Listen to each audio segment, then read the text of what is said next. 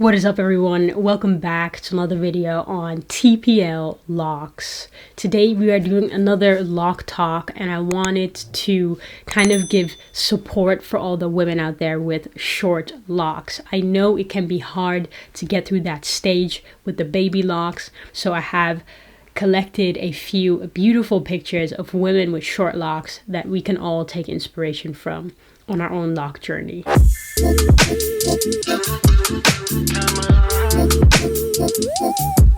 This is the first picture that I have. It's kind of a progression picture of somewhat thinner locks. So on the left we see that she has completely dark brown hair, and they almost look like sister locks. They're a bit too thick to be sister locks, but the way that they curl and look like an afro, they really remind me of sister locks. And then if we look to the picture on the right, we can see that she has dyed her locks a bit more of a bronze blonde color, and they are much longer and actually a bit thicker. That is something that happens when your locks mature, because your hair normally falls out if you don't have locks.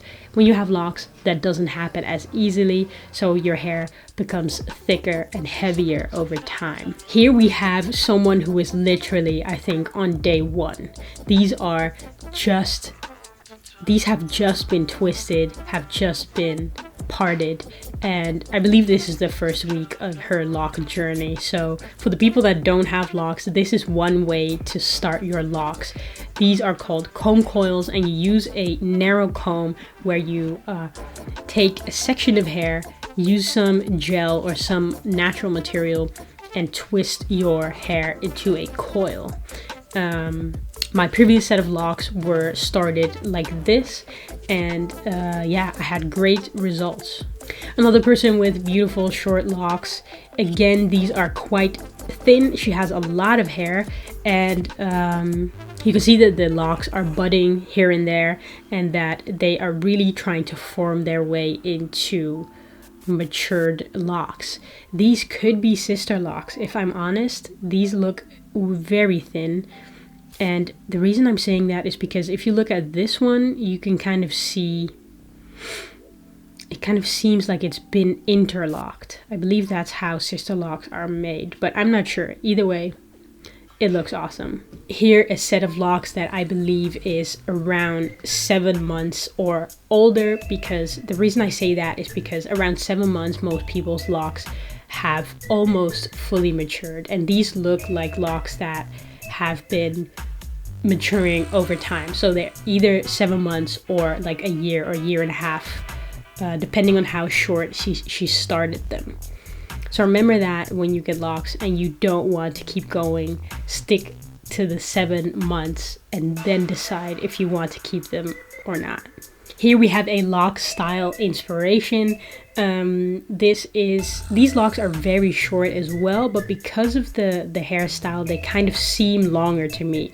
So on the side, she has pulled them up, and probably with, what are those things called? I'll put a picture on the screen.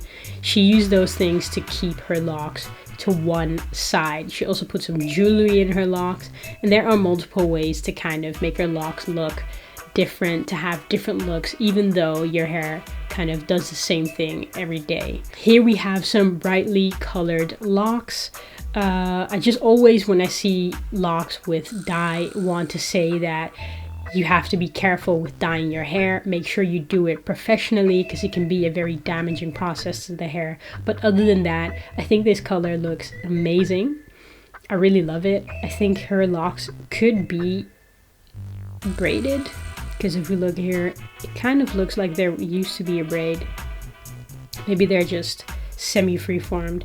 I'm not really sure, but these kind of remind me of the locks I used to have, the same thickness and the same length. Here we have another lock style. This is some interesting jewelry, some rings in her hair, and I think she has retwisted her hair backwards to make sure that the locks don't fall in front of her eyes. And that is something I see a lot of people using, because after your locks are a certain length, they keep wanting to fall over in front of your face. And if you retwist your hair and you make sure you do that backwards, your hair kind of gets trained to stay there until you wash it or make it wet.